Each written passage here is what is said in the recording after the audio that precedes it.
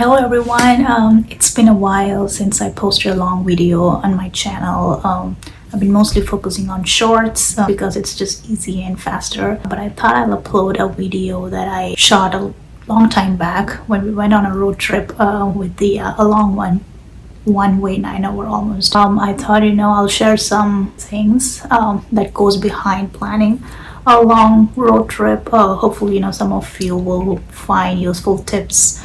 So yeah, let's dive straight into it.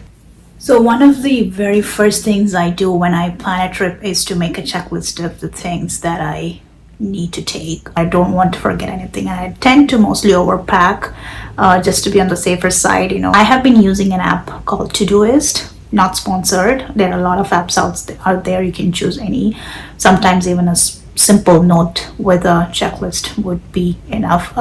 But this app has been great for me. I usually build off of a basic checklist that I have that I've prepared for a trip long back, and things might change depending on where you're going, how long of a trip you're taking, but you can always add or remove or edit things in there.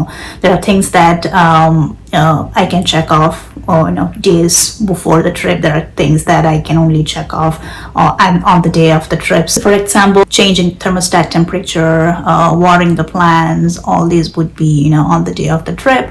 But then things like holding my mail, which is something I do when I'm going for a long trip. I don't want all the mail to get accumulated in my mailbox, so I just hold it and let it get delivered after I come back. So things like that I could do beforehand. Packing medicines for ourselves and for Dia, those kind of things, probably I can do it beforehand. So you can totally customize the list based on your needs, but I put everything in there that I can remember, and I keep adding things to it. And my favorite part is when I can kind of check that very last thing right before I enter the car. I recommend having using this app if you're kind of a person who loves having checklist and checking off things. One of the items that I mostly spend my time on is packing snacks for Dia. I bought this organizer which helps me with organizing a lot of the snacks. I usually tend to pack a lot of crackers and dry fruit bars, nuts, some fresh fruits, and spoons and bowls for eating. As you can tell, I'm mostly overpacking in most cases, and I have a lot of leftover when I come back, but I'd rather have more snack options than a cranky child in the car. And I also pack some candies as rewards if needed too.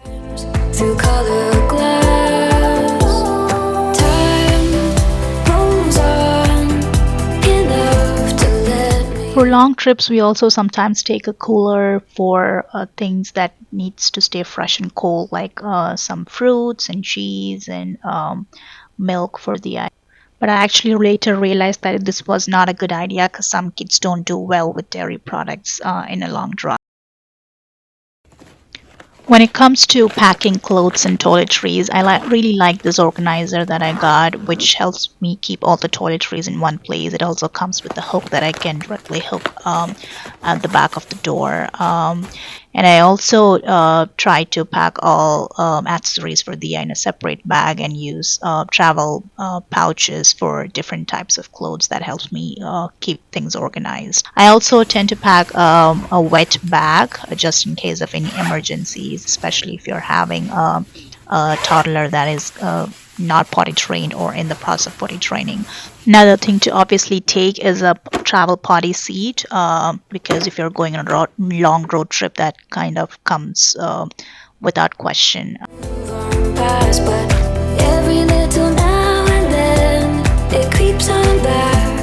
If you know me, you would know that we have a lot of indoor and outdoor plants that we need to take care of, which makes going for vacations difficult. Indoor plants are a little bit easy because you can leave them for a week or so without watering. With outdoor plants, we have set up an automatic sprinkler system in 2 places in our garden. So we try to put all our plants in one place and turn that on for the time period we are gone.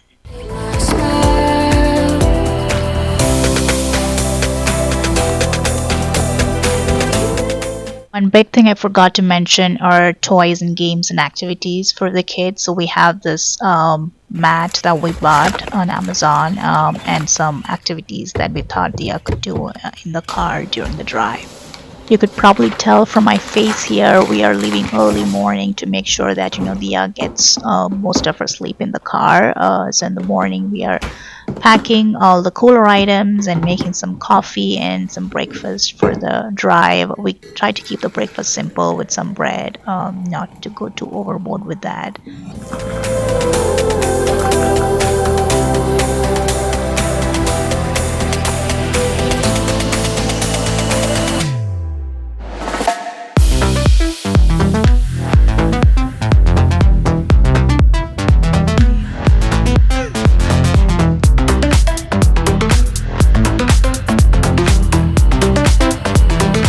We left around 2 a.m. in the morning and it's almost 5 now. Almost it's more hours to go. Dia just woke up and is again very excited about the trip. But she soon slept off after an hour again, so we thought we'll continue driving before taking our stop.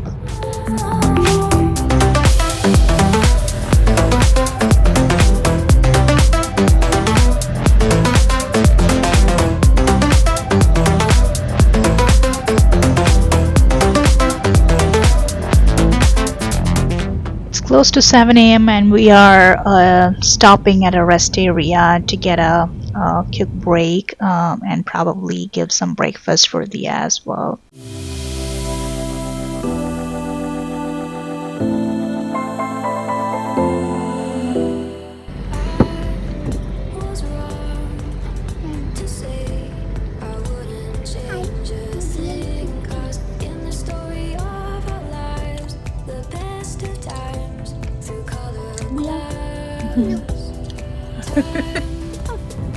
I personally hate driving, but I decided to give some break to my husband for a quick nap.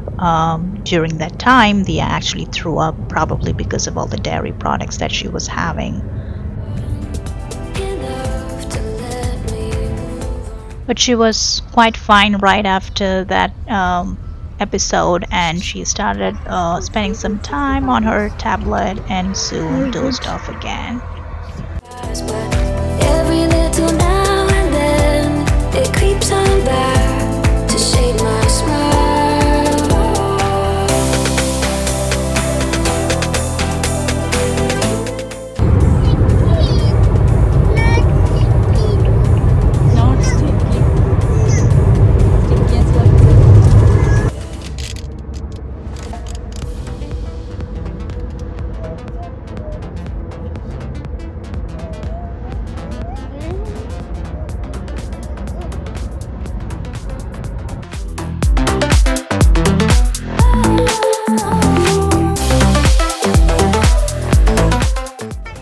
Finally, we are here after a long 9-hour drive. Honestly, it wasn't as bad as we expected, except for the vomiting episode, but Dia also managed pretty well, mostly because we drove during the time she was supposed to be sleeping. So that's it for today's video. Thank you for watching.